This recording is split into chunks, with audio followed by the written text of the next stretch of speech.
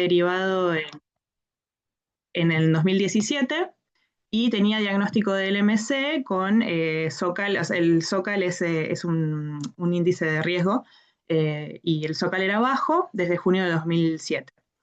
Bueno, presentaba 66.000 blancos, 11,5 de hemoglobina, 152.000 plaquetas, esplenomegalia y hepatomegalia, que es un caso típico de leucemia mieloide crónica. Se le hizo la medición del transcripto de BCR-ABL, que podemos ver, si recuerdan en las clases, nosotros siempre evaluamos mes 3, bueno, este sería el diagnóstico, mes 3, mes 6 y mes 12. Y en este caso lo que podemos ver es que primero era un respondedor lento, que tenía, digamos, era warning, digamos, porque no alcanzaba bien los criterios para decir que está en respuesta óptima. Pero cuando está en warning todavía es como para observar el caso, no hace falta hacer ningún cambio.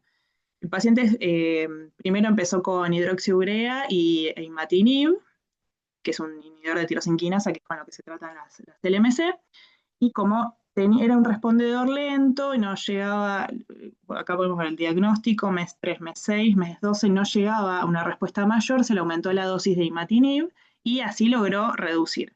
Pero podemos ver que variaba bastante, pero esto es porque el mismo paciente no tenía adherencia al tratamiento. Algo que siempre hay que tener en cuenta que el paciente, muchas veces la falta de respuesta no es por un problema en sí biológica de la respuesta al tratamiento, sino que muchas veces la adherencia al tratamiento no es sostenida, puede ser por efectos adversos que tenga el paciente a la medicación, muchas veces hacen edemas, problemas gástricos, entonces muchas veces cuesta, otras veces puede ser por poder recibir la medicación o no. A veces también no pueden recibir las medicaciones, las primeras marcas, sino que reciben copias genéricos que a veces la respuesta no está tan evaluada y bueno, por eso pueden tener estas fluctuaciones. Pero bueno, en este caso el paciente fluctuaba su respuesta porque no tenía buena adherencia.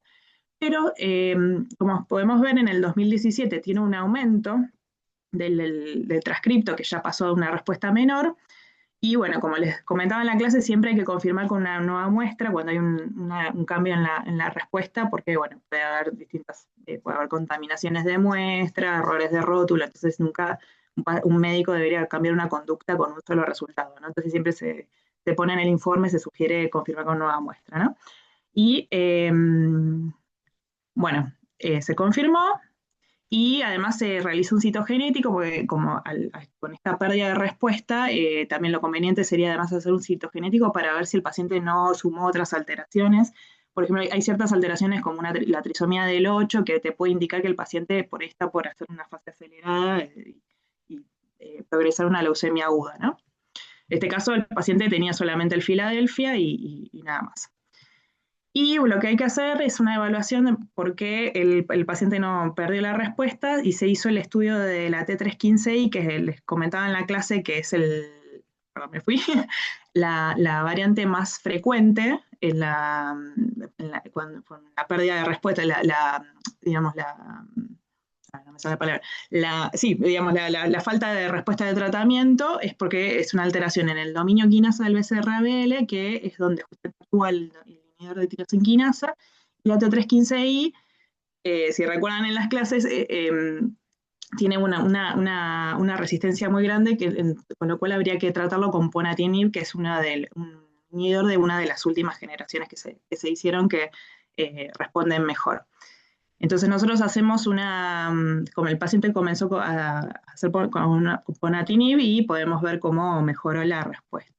Me falta, pensé que tenía la diapositiva de cómo se veía la T315I, pero bueno, en una ASO-PCR, y este es el Sanger que se hace en esta PCR, que primero se hace el transcripto del BCR-ABL y después se secuencia el dominio de quinasa, y acá podemos ver los dos picos con la mutación. Y este es el segundo caso. No sé si tienen alguna duda de este paciente o algo no quedó claro. Pero este es un caso muy típico, que pierde la respuesta, entonces en esos casos hay que, bueno, siempre confirmar con una nueva muestra y hacer el estudio del dominio quinasa para ver. Muchas veces nos pasa que no encontramos nada en el dominio quinasa y eso puede ser que el paciente en realidad tenga por otro método, por otro motivo, puede haber alteraciones metabólicas, hay un millón de... Es parecido al concepto de la resistencia en bacteriología, es muy parecido. Eh, bombas que escupen la droga, digamos, hay un montón de alteraciones en los citocromos que el paciente no puede metabolizar bien la droga y por eso no responde. Bueno, es de infinidad, pero lo que se hace de rutina es el dominio quinasa. Y en el caso 2, tenemos un paciente de sexo femenino de 53 años de edad que se hizo el diagnóstico en otro centro, no en Fundaleu, en el 2016 y recibió imatinib de 400 miligramos. En ese momento tenía un citogenético que era con el tipo 46XX con el Philadelphia en 20 metafases y se le realizó una PCR cualitativa que dio positivo para la isoforma B2A2. Al mes 3 de tratamiento se le hizo una PCR cuantitativa que fue P210 indetectable.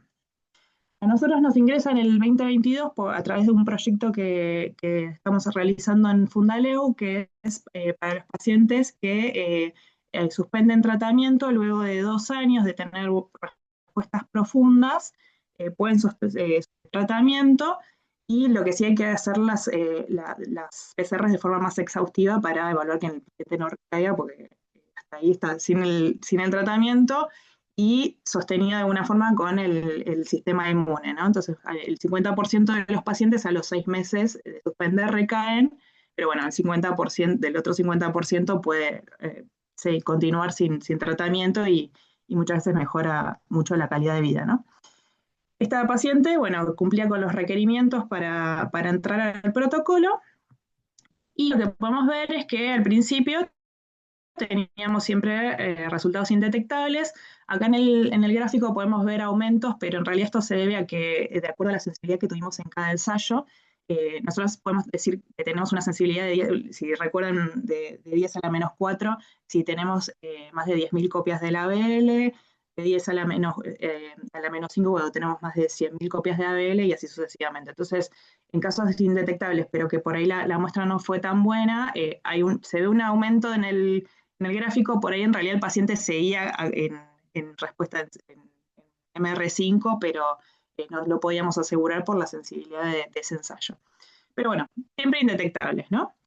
Pero algo que nos llamó la atención, que pueden ver acá, es que veíamos leucocitosis en el tubo. Y lo empezamos a ver repetidamente. Y decimos raro porque acá lo ven, esto es lo que, este pellet normalmente lo vemos en un debut. En un paciente que está en tratamiento y está perfecto, vemos pellet de menos de la mitad de lo que ven en la foto, ¿no? Entonces, nos llamó la atención. Y como nosotros nunca habíamos evaluado el debut, dijimos, a ver si le largamos un fish a esto, a ver qué sucede. ¿Y qué es lo que vimos?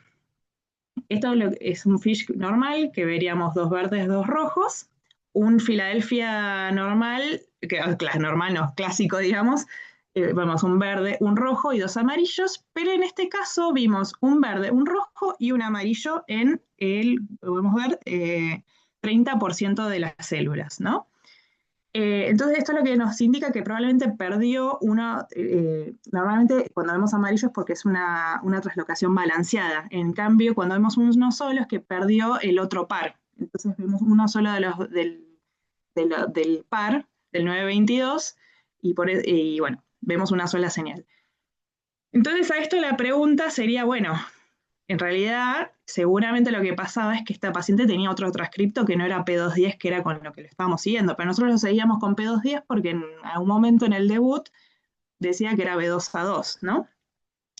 Entonces, bueno, la pregunta es cómo seguir al paciente, porque si yo tengo una PCR P210 indetectable, pero tengo un FISH detectable, que, que, no sé si quieren ustedes participar, ¿cómo se les ocurre que podemos seguir a este paciente? Como para hacerlo interactivo y no se me duerma.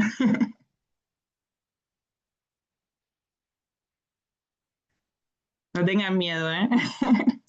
Aparece una pregunta capciosa para que quiero que alguien se equivoque.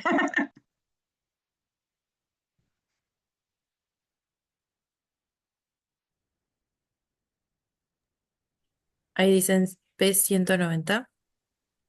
Bueno, el caso es que, bueno, nosotros que está muy bien la respuesta, hicimos, además le largamos P190 y P230 y fue indetectable. Algo que uno podría decir es, bueno, como le dio positivo el FISH, lo sigo con el FISH. El tema es que justo esta paciente pobre fue una sucesión de eventos desafortunados, porque si hubiera sido un fish normal, un clásico para un Filadelfia donde veo los dos amarillos, yo puedo decir, bueno, lo sigo con el fish, que obviamente no tiene la sensibilidad que tiene una PCR, pero es lo más sensible que puedo tener. Un fish es mucho más sensible que un citogenético, ¿no? Pero este caso, una sola señal amarilla no nos permite hacer seguimiento porque nosotros con FISH podemos llegar a ver lo que se llama colocalización. Ustedes tienen que imaginarse la célula en 3D, donde tengo mi señal verde, mi señal amarilla, y a veces por cómo se distribuye la cromatina, podría tener una señal justo arriba de la otra, y mi ojo, cuando lo interpreta, ve una señal amarilla, pero no quiere decir que esté traslocado, sino que justamente una sonda se puso arriba de la otra. Entonces, a veces podemos ver, por ejemplo, en un paciente normal, una célula donde veo un rojo, un verde y un amarillo, pero vamos a decir, bueno, seguramente una en 100, ¿no? Si yo lo veo en este otro caso, como vi que era 30%, ahí es, me da seguridad que realmente lo que pasó es que tiene la traslocación, pero perdió uno de los pares, ¿no? Entonces lo que hicimos fue hacer un BCR-ABL cualitativo para repetir. Pudimos ver que efectivamente coincidía, acá es un B2A2, el peso molecular coincidía con el B2A2, pero si fuera realmente B2A2, yo lo tendría que ver por real time. Entonces, el producto lo secuenciamos, evaluamos en qué exones estaba la traslocación, y lo que pudimos ver es que el BCR tenía el exón 13 incompleto y, bueno, en el ABL se cortaba en el A3, que acá les recuerdo, la mayoría de las veces se corta en A2 el ABL, pero existen algunos casos donde se corta en A3. Es muy poco frecuente, pero puede suceder. Nosotros lo que hicimos fue, ¿y por qué seguramente dio este falso B2A2? Lo que detectamos es que tenía una parte, todavía le queda una parte intrónica del ABL, entonces lo que creemos que el peso molecular finalmente, al tener, además del E3, tener una parte del intrón, seguramente se compensó y dio el mismo peso molecular que B2A2. Entonces, por eso el laboratorio lo debió haber visto como un B2A2, pero la realidad es que era un A3. Entonces, lo que hicimos fue desarrollamos unos primer y una sonda para hacerlo por real time y evaluamos todas las muestras que tuvimos desde que el paciente ingresó a nuestro proyecto, ¿no?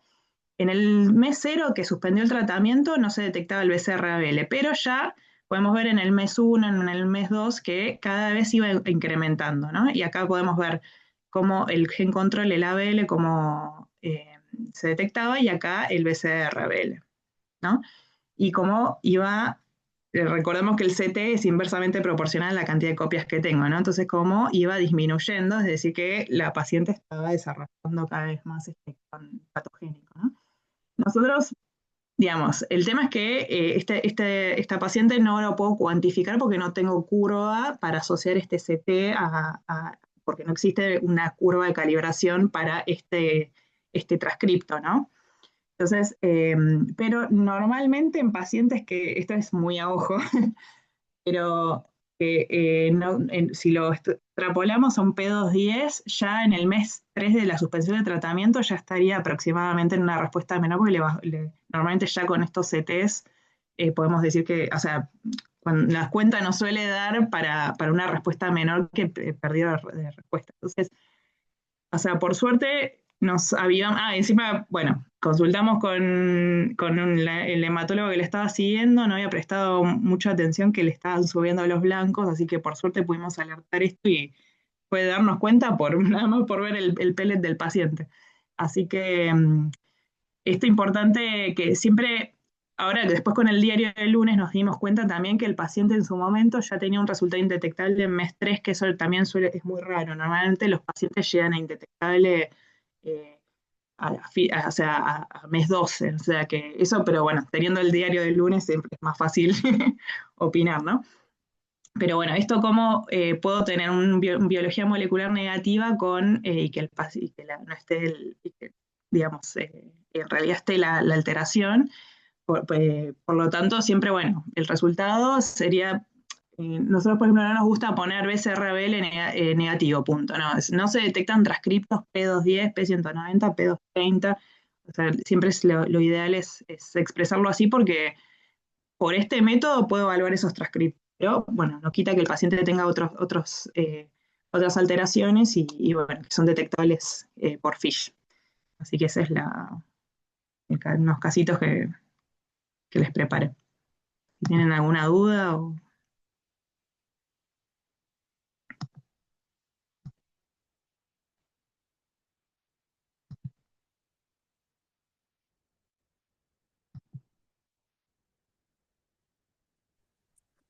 Hola, ¿cómo estás?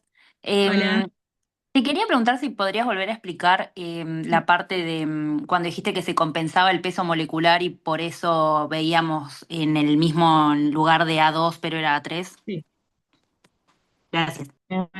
sí.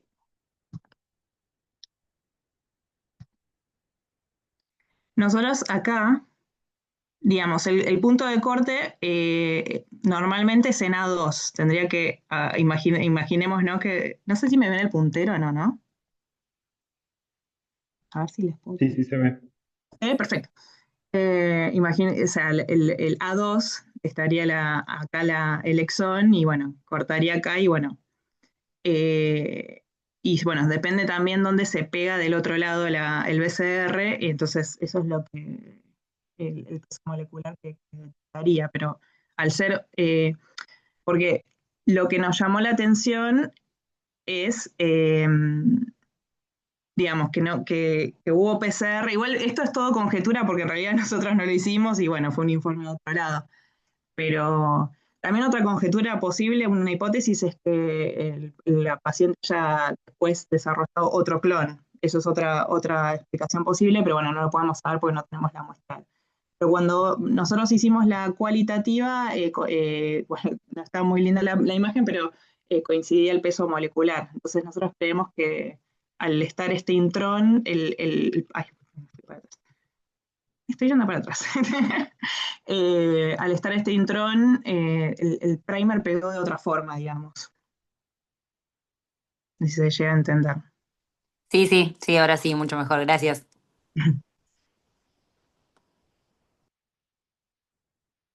La realidad es que sí, o sea, no tendría que haber dado esa primera. Si uno, no, el transcripto normal cuando corta en A3, si no tuviera este malambo, digamos, no tendría que haber dado la PCR directamente. Pero bueno, es un caso súper raro. Nosotros, en toda la historia de Fundaleo, que ya lleva más de 30 años, tuvimos dos casos nada más de P230 y bueno, y este caso que tenía otro transcripto, pero normalmente son detectables, son casos muy, muy raros, pero bueno, está bueno para tenerlo en cuenta porque pasa.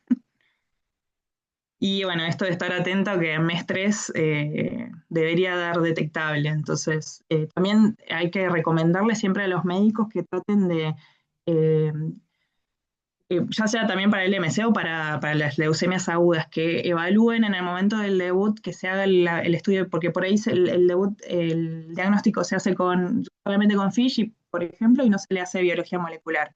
Y después para cuando le van a hacer la enfermedad mínima, para el caso, por ejemplo, de un tema rara alfa, le van a hacer la evaluación y digo, yo no sé si realmente era detectable por biología molecular. Entonces siempre sugerirles a los médicos que en el momento del debut, si tienen por FISH positivo o un citogenético, que lo ideal sería siempre guardar muestra del debut RNA para hacer la evaluación molecular y ver que sea monitorizable. Porque si no, yo puedo seguirlo en el tiempo, digo enfermedad mínima negativa y en realidad le estoy poniendo una firma que algo que no es no es la realidad del paciente.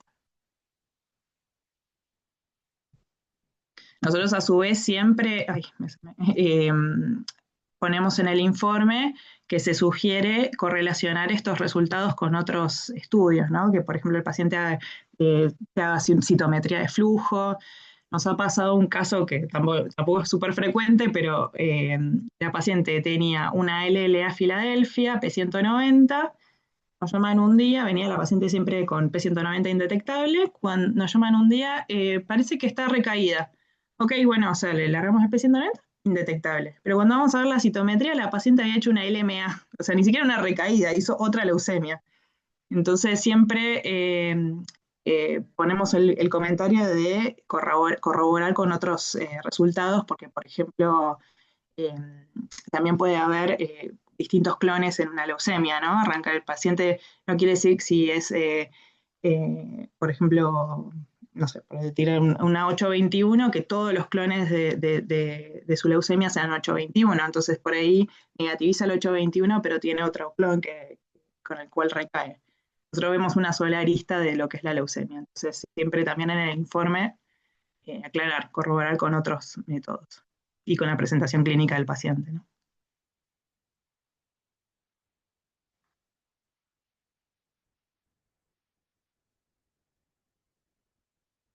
¿Alguna otra duda o comentario? ¿Hay dudas en el chat? Tenemos 2 dudas en el chat. Sí, sí. A ver si la llevo a leer.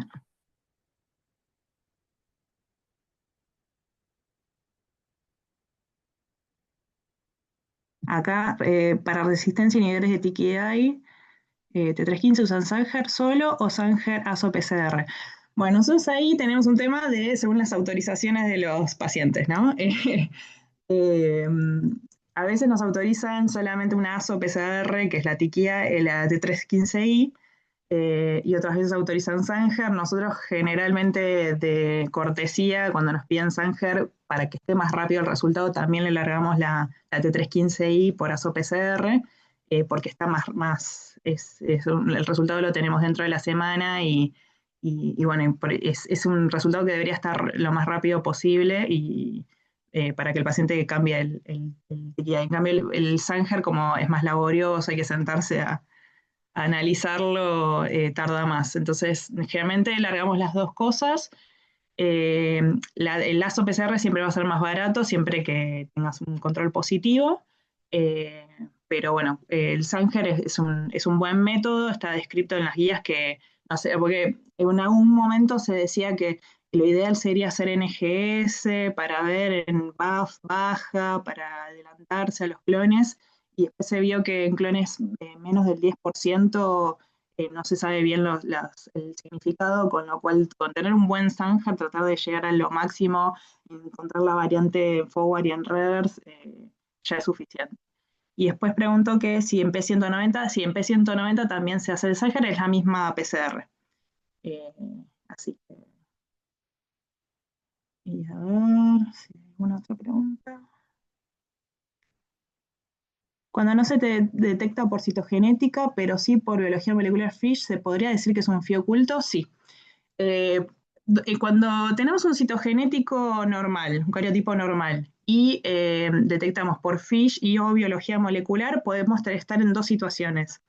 Una que sea un críptico oculto, como dice en la pregunta, o también puede pasar, recordemos que nosotros cuando hacemos citogenética, tenemos, lo que hacemos son cultivos.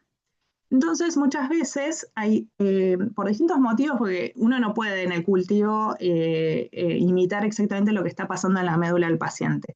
A veces el clon leucémico necesita ciertas interleuquinas, hay un montón de factores, o de golpe tiene otro clon que está más favorecido a crecer en ciertos medios. Muchas veces lo que estamos viendo es en realidad el clon que desarrolló en el cultivo, que no quiere decir que sea el clon mayoritario en la médula. Entonces eso es muy buena pregunta, porque es algo que vemos seguido, que cómo les dio el FISH positivo para cualquier alteración, no solamente el Filadelfia, y el pesito, él tiene un cariotipo normal. Puede darse que sea críptico, es decir, que la alteración sea tan chiquitita que no se pueda observar al ojo humano, o que cuando se hizo el cultivo desarrolló más un clon que otro a la hora de detectarlo. Y a ver si había alguna otra pregunta más.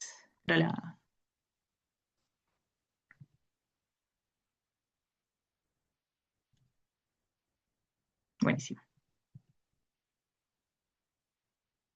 Pero eso es una duda que nos hacen mucho los médicos, nos preguntan o desconfían, ¿no? Que está mal, ¿no? Nos dicen. Por eso siempre todo en todos los estudios hay que aclarar que evaluar todos los resultados en un contexto. Algo que no sé si explicaron en LMA, que puede pasar, por ejemplo, es el caso de en la citometría, puede darles un fenotipo parecido a las promielocíticas, pero en realidad no es promielocítica, cuando vamos a hacer el PMR alfa es negativo, pero lo que a veces pasa es que las mutaciones en FLT3 o nucleofosmina alteran la expresión de las células de tal forma que cuando se ven en la citometría, porque lo que nosotros evaluamos en la citometría son expresión, parece que son premielocitos, pero cuando vamos a ver la morfología no son premielocitos y no tienen el PMR alfa. Cuando estamos en esos casos, uno lo primero que va a tener siempre es la morfología y la citometría, que es lo que sale más rápido. La citometría como promielocítica y no tiene morfología de promielocítica, que por suerte es bastante clara, eh, ahí largar rápido el NPM1 o el FLT3, que seguramente va a ser positivo. También la deleción del KMT2A puede dar, se les dice LPA-like, como promielocítica like, pero es solamente like en cuanto a citometría, porque en cuanto a cuadro no tiene nada que ver con una M3. Y por eso es importante evaluar todo en su conjunto.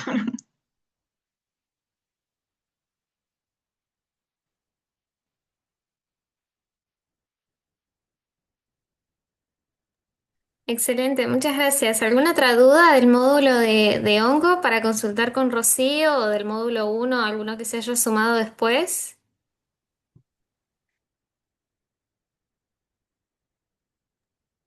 Si no, si están de acuerdo, ya pasamos al siguiente módulo que sería endocrinología.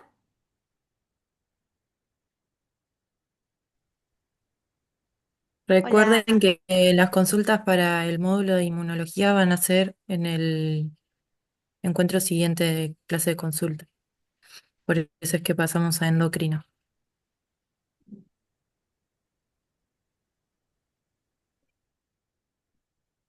hola, ¿qué tal? ¿Cómo están? Hola. Yo soy Hola, Carolina ¿qué tal? Crespo. ¿Cómo va? Bien, todo bien. Y con Roxana Marino dimos el módulo de endocrino y errores congénitos. Y preparamos unos casos también, por si no tienen ninguna duda o si que se les va ocurriendo a medida que los vamos presentando. No sé si quieren preguntar algo y si no, arrancamos. Eh, Voy a ir compartiendo, si les parece.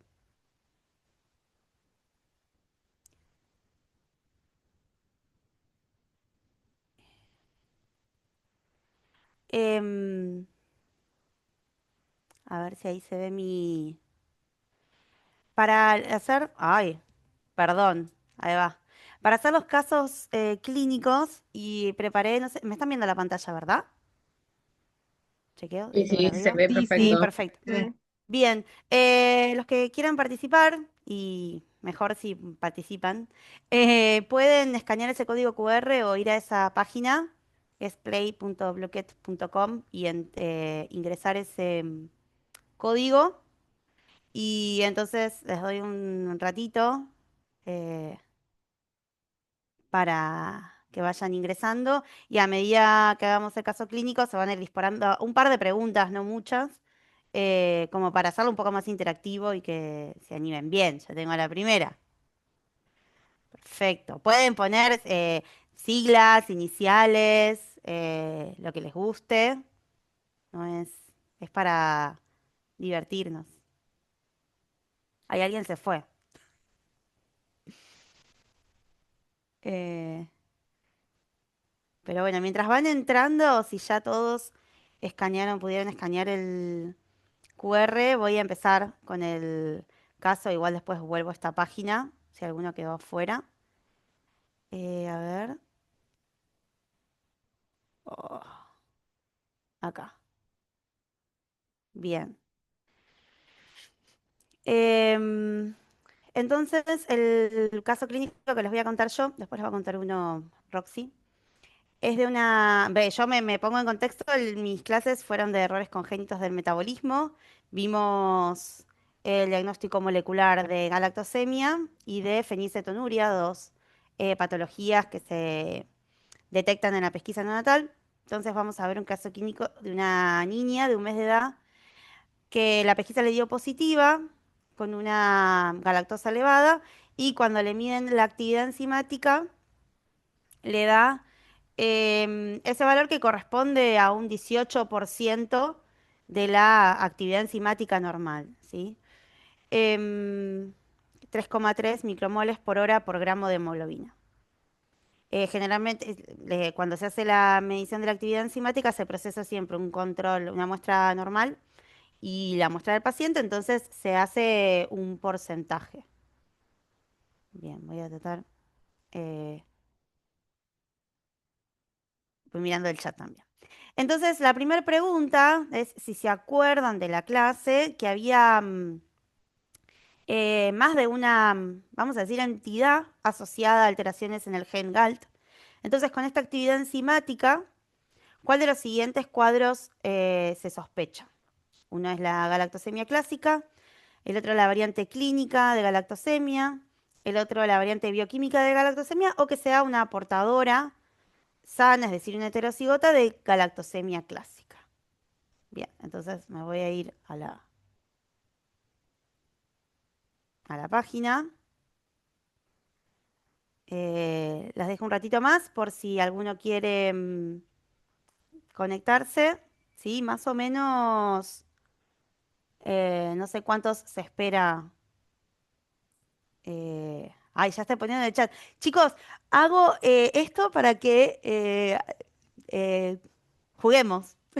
No me quemen. Bueno, le doy. Entonces, start. Sí, a los 4. Después se pueden ir uniendo igual. Y entonces cada uno de ustedes puede seleccionar de donde sea que lo hayan hecho en la página. Ahí siguen teniendo el ID arriba por si no llegaron. Em,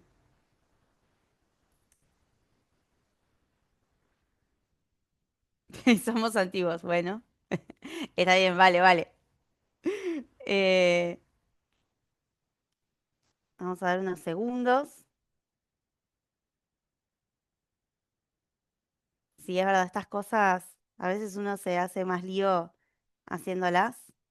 ¿Se acuerdan que para cada una de estas variantes había eh, una actividad o un rango de actividad asociado? Eh,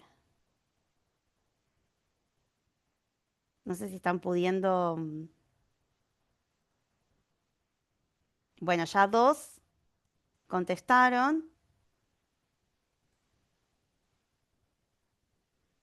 Ah, tenemos 5 unidos. Por supuesto que si mientras tanto se les va ocurriendo alguna pregunta y quieren hacerla a través del chat o quieren, em, por supuesto, abrir el micrófono y hablar. eh, Bienvenido. Espero hasta 70, hasta que queden 70 segundos y ya le doy next. Así vemos la respuesta.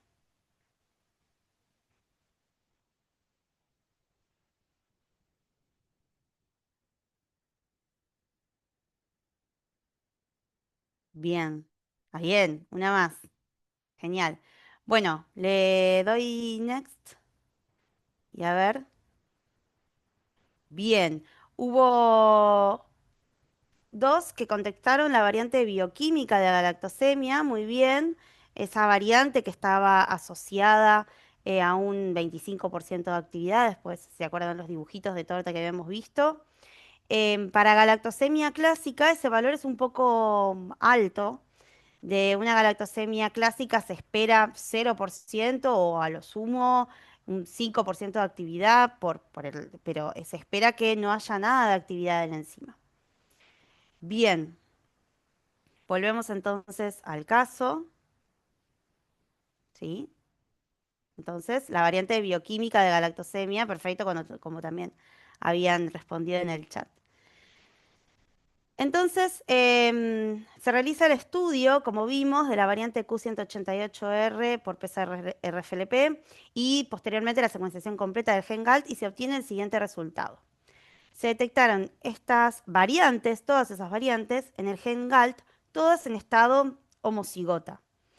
Y estas variantes, si se acuerdan, conformaban un haplotipo que se conoce como variante Duarte. Entonces, la siguiente pregunta es, para este genotipo, ¿sí? Ese haplotipo Duarte en estado homocigota, ¿qué valor de actividad enzimática se espera para ese genotipo, independientemente del que hayamos detectado en la paciente? Entonces, vamos a ir de nuevo. Vamos a la siguiente pregunta, a ver cómo vienen. Muy bien, con los puntajes. Y vamos a la pregunta que sigue. Bien, entonces el valor de actividad que se espera, 0, 25%, 50%, 75%. Para este caso, o sea, para el resultado molecular detectado en la paciente, que es homocigota para la variante Duarte. No te quiero quemar. Bien, gracias. No, bueno, después cuando paramos la cuenta vos lo ponés enseguida, así participás.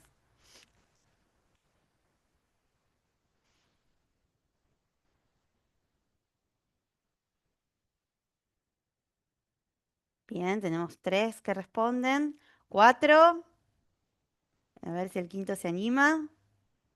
Como ven, es anónimo, ¿eh? No, no se... Anímense. Eh, esperamos unos segundos más.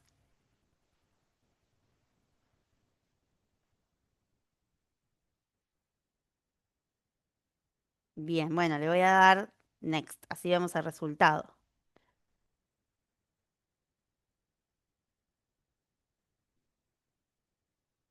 Bien, para... oh, antes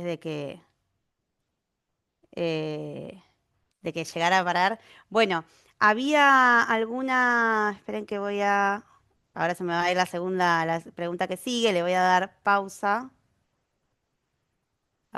No le puedo dar pausa. Buah, después la vemos.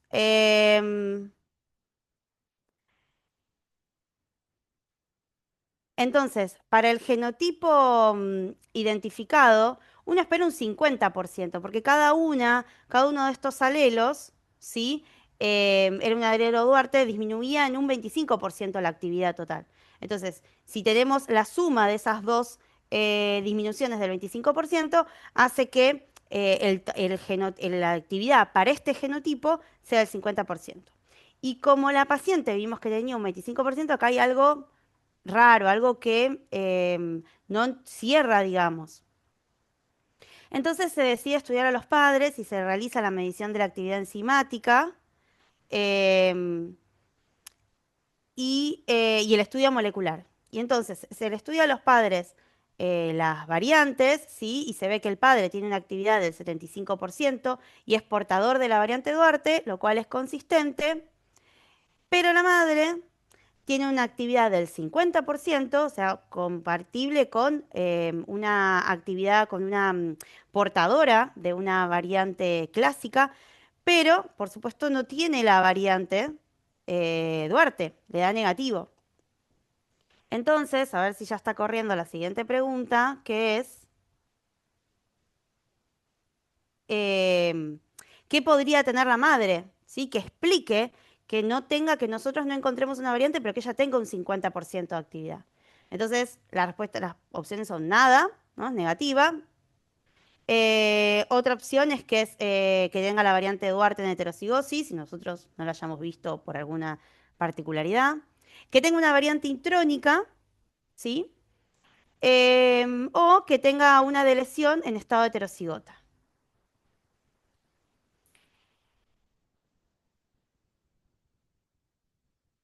Bien, tenemos... ¡Ay! Se sumó alguien más a eh, a este juego. Esta es la última pregunta. Sí, yo mientras voy mirando los chats. Sí, que algo que no estamos viendo o que estamos, que está, no lo estamos detectando. ¿Qué puede ser lo que explique esa discordancia?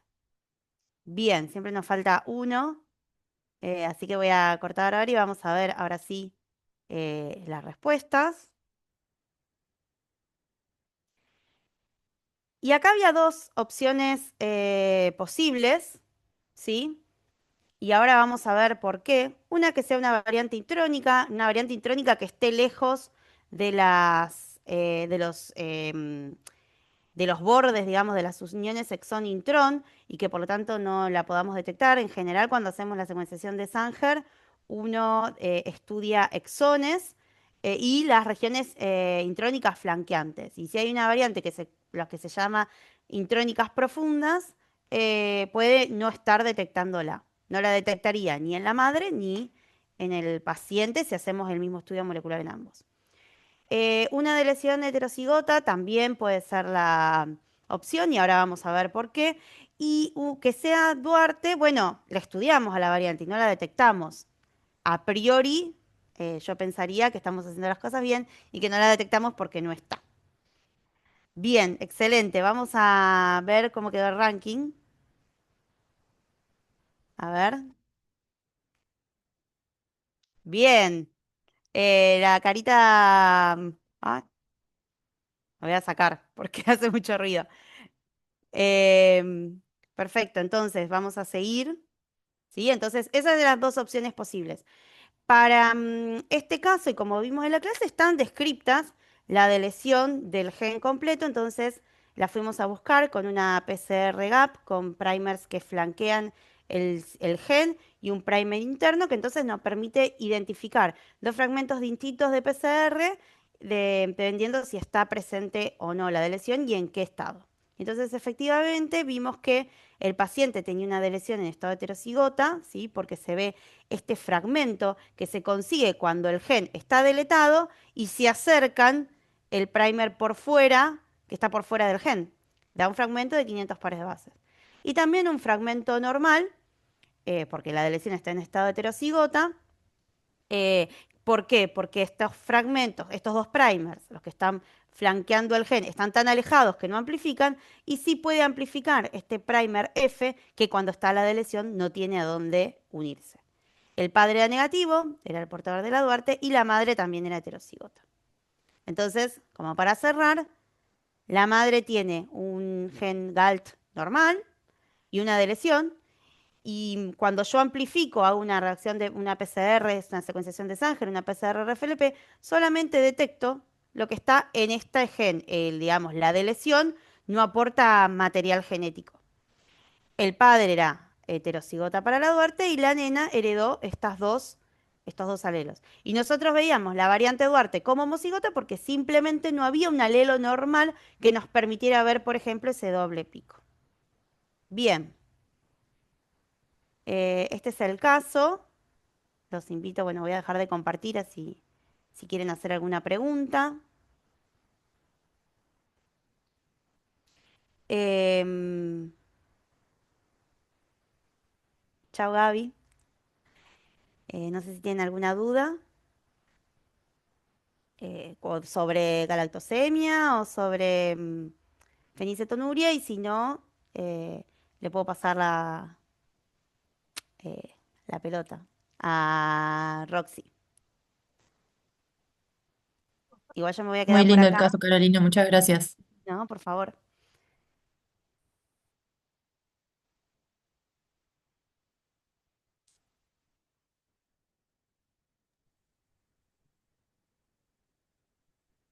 Roxy, está silenciada.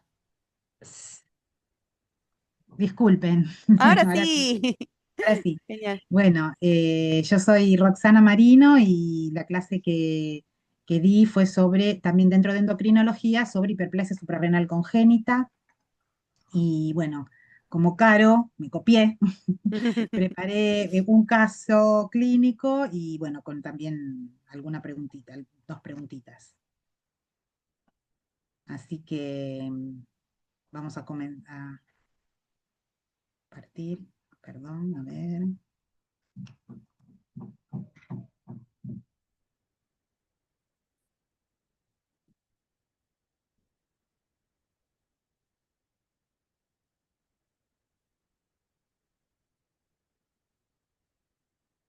A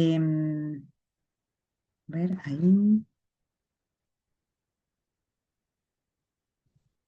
ahí se ve. Se ve Roxy, pero no como presentación. No con presentación. No, Acá. Mm, falta la copita.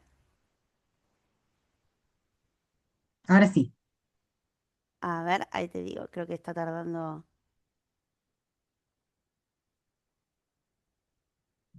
Mm, ¿No? no, Quizás porque hay que la tengo que poner primero. A ver, a ver. disculpen. Dejar de compartir y.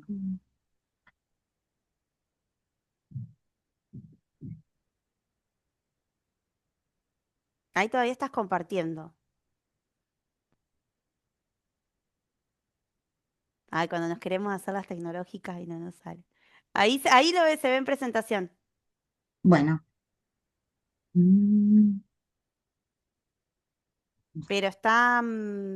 Ah, sí, está bien. Ese. Ahí está. Sí, Bueno, perfecto. este es un caso que es una derivación a nuestro hospital de un bebé. Bueno, la fecha de nacimiento fue en noviembre del año 2022. Es oriundo de Resistencia, Chaco.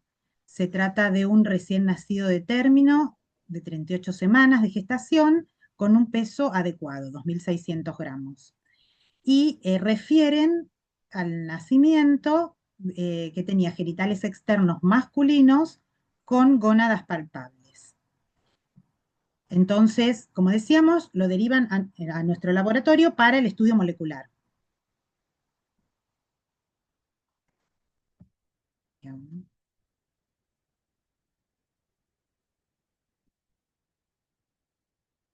Ahora sí. Entonces, refieren que tenía una pesquisa para hiperplasia a las 24 horas de vida que resultó normal, es decir, dentro del valor de corte. Y se indica repetir la pesquisa por tiempo de vida insuficiente. Esto es porque dentro de la pesquisa lo recomendable es que la toma de muestra sea entre el segundo y el quinto día de vida postnatal. Y bueno, esto es debido a que la 17-hidroxiprogesterona son normalmente altas al nacimiento, en las primeras horas de vida, y se van disminuyendo hasta que se estabilizan aproximadamente a las 48 horas de vida. Pero existen casos, que es bastante frecuente, en las que ocurren altas tempranas, le dan de alta a la mama con su bebé, entonces se realiza precozmente la toma de muestra. En este caso, en el caso de la hiperplasia, una toma de muestra precoz podrían dar falsos positivos, pero en general, cuando ocurren, se repite toda la pesquisa, porque el laboratorio de pesquisa realiza todas juntas, y bueno, porque, por ejemplo, en los casos de otras patologías que también se pesquisan, como la galactosemia o fenilcetonuria, podrían dar falsos positivos, ¿sí?, por una toma de muestra temprana. Bueno, entonces, como consecuencia de esto, se indica repetir y encontramos que hay una segunda pesquisa que sale, en este caso, al mes y 21 días de vida, que como podemos ver, se encuentra por encima del valor de corte. Entonces, bueno, para hiperplasia, cuando hay como más o menos yo les conté en el algoritmo, cuando hay una pesquisa elevada, lo que se hace es repetición, es decir, solicitar una nueva muestra de pesquisa. En este caso también se pidió, junto con una otra muestra de pesquisa, la confirmación en suero. Es decir, que es la determinación de 17-hidroxiprogesterona extraída con solventes en suero. Esto es la extracción con solventes se hace para poder evitar las detecciones cruzadas, ¿sí?, de otros metabolitos que son metabolitos sulfatados o, bueno, otros metabolitos que provienen del adrenal fetal y que todavía pueden quedar presentes, bueno, en los primeros días de vida o en los recién nacidos. Con lo cual, como podemos ver, tanto la segunda pesquisa, en este caso la tercera, junto con la confirmación en suero, dan por encima del valor de corte. Bueno, entonces con estos resultados se deriva un endocrinólogo pediatra para que realice una evaluación clínica del paciente, ¿sí?, ante la sospecha de un caso afectado. En el seguimiento se constata una 17-hidroxiprogesterona levemente elevada y el paciente evaluado clínicamente por el endocrinólogo se encontraba clínicamente normal. Es decir, bueno, no tenía alterada el ionograma y, bueno, al ser varón es más difícil de detectar la parte clínica en el recién nacido, pero se puede, digamos, evalúa el peso, si crece bien o no, si se detiene el crecimiento, y en este caso no encontraban ninguna alteración. Entonces, bueno, como podemos ver, por ejemplo, acá tenemos a la edad que se continúa evaluando mediante la determinación de 17-hidroxiprogesterona y a la edad cronológica de 4 meses y 13 días, vemos que hay un valor elevado levemente.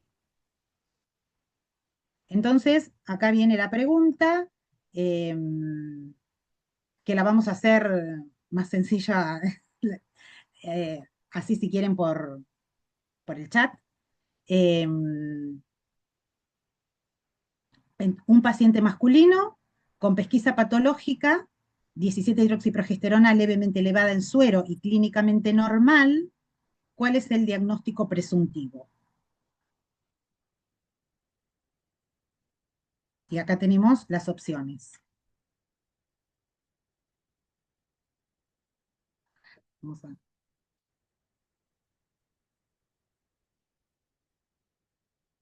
Espera.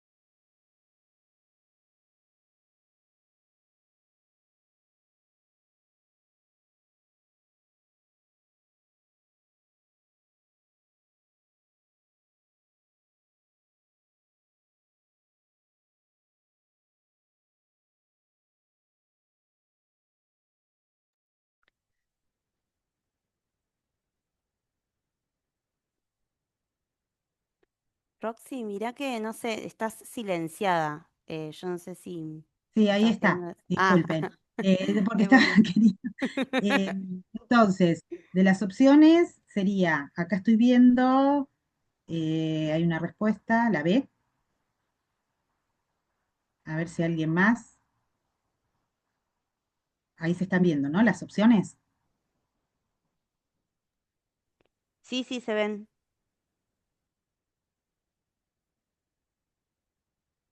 A ver, no tengo más respuestas. Bueno, sí, exactamente. dentro de las opciones era una deficiencia de 21-hidroxilasa forma clásica, forma no clásica, una deficiencia de 11-beta-hidroxilasa forma clásica, o que esto descartaría el diagnóstico. Bueno, la verdad que estos eran valores por encima del límite del valor de corte, pero no los que se asocian con la forma clásica. La deficiencia de 11-beta-hidroxilasa también puede ser detectada a través de la pesquisa, pero bueno, también las formas no clásicas es muy rara, podría tratarse de una forma de deficiencia de 11-beta, pero la verdad que es muy, muy poco frecuente. ¿Y qué más? Bueno, la verdad que dentro de los objetivos de la pesquisa es la detección de las formas clásicas, es decir, prevenir la crisis hidrosalina que puede generar la muerte en el periodo neonatal, y la prevención y la asignación correcta de sexo. Pero a pesar de que está dirigida a las formas clásicas, pueden detectarse también las formas no clásicas, y está descrito que aproximadamente 1/3 de los pacientes con forma no clásica pueden ser detectados también a través de la pesquisa. Bueno, entonces, seguimos, a ver.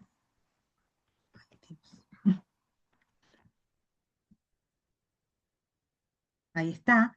Entonces, como se sospecha una forma no clásica, se solicita el estudio molecular, que en este caso se hizo en la misma tarjeta de la pesquisa neonatal, porque bueno, es mucho más sencillo la derivación de la muestra, en este caso venía de Chaco, y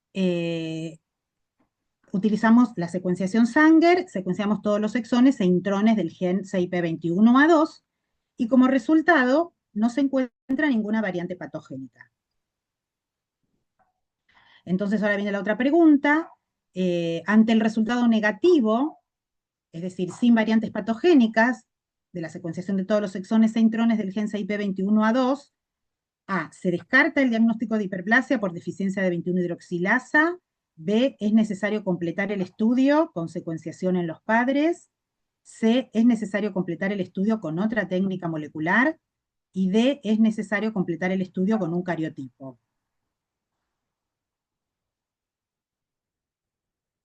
A ver.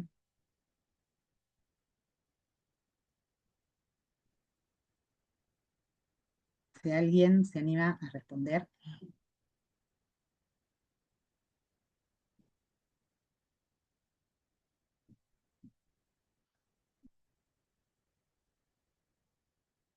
¿Qué opinan?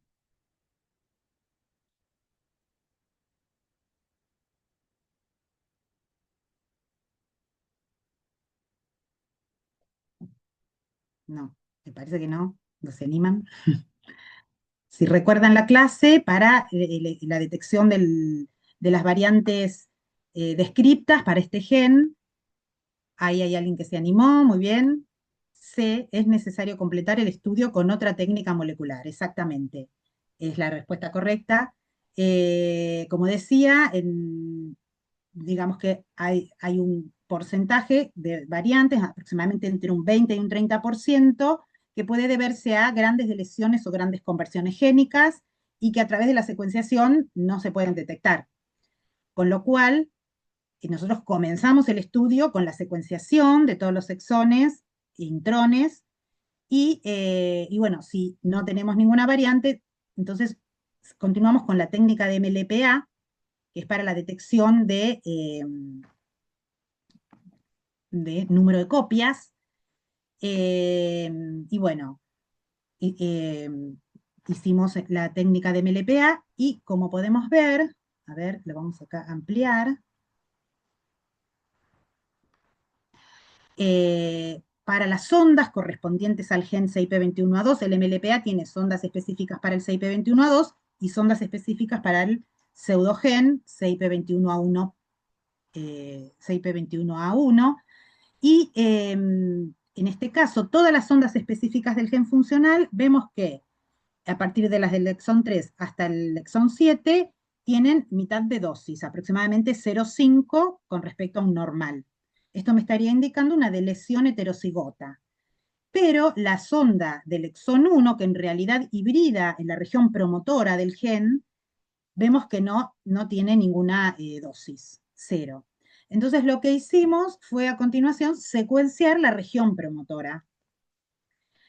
Y efectivamente lo que encontramos fueron 4 variantes a nivel del promotor del gen funcional que normalmente existen en la región promotora del pseudogen y que está descrito que eh, pueden existir lo que se llama microconversión génica de secuencias del pseudogen al gen funcional correspondientes a la región del promotor del pseudogen y que se van a asociar con la forma no clásica debido a que eh, eh, el pseudogen tiene una expresión de aproximadamente un 20% a la expresión del gen funcional. Entonces, bueno, de esta forma, lo que pudimos determinar es que el paciente tenía los dos alelos afectados, el alelo 2 sería una delesión que se extiende hasta por lo menos el exón 7, que era cuando veíamos 0,5 dosis, ¿sí? La mitad de dosis con respecto a un normal.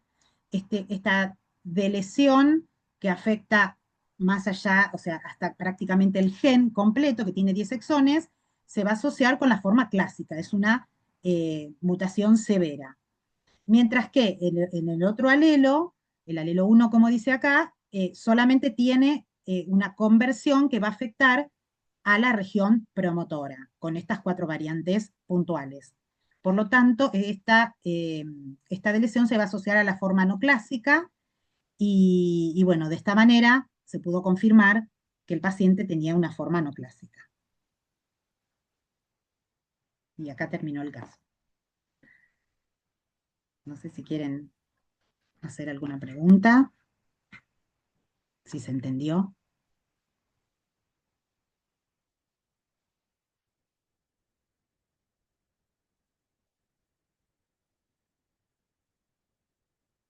Sí, ahí me dicen que se entendió.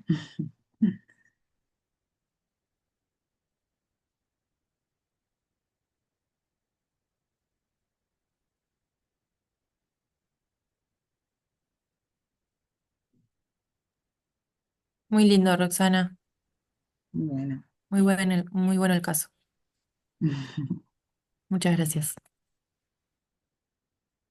bueno, no sé si también está el mail, mi mail, para cualquier consulta, si quieren, a disposición en la presentación.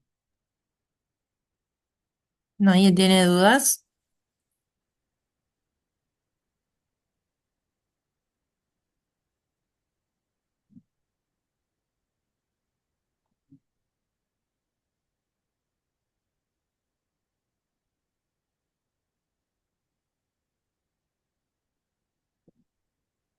Bueno, si quieren, damos por finalizada la clase de consulta y agradecemos a los docentes que tuvieron que se hicieron el tiempo para poder conectarse y para hacer los casitos que les pedimos para los alumnos.